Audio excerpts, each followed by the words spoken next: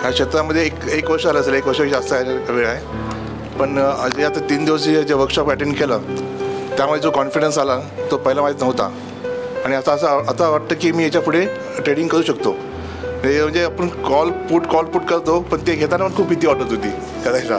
आणि मी पण खूप नुकसान केलेलं आहे त्यामध्ये. पण आता एक आत्मविश्वास आलेला आहे की याच्या पुढे मी काहीतरी नक्की चांगलं करू शकेल म्हणून.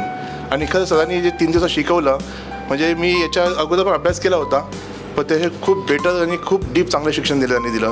3 दिवसामध्ये त्यांनी एवढं पोर्शन कव्हर केलं की एक कव्हर करायला मला 6 महिने गेले असतं.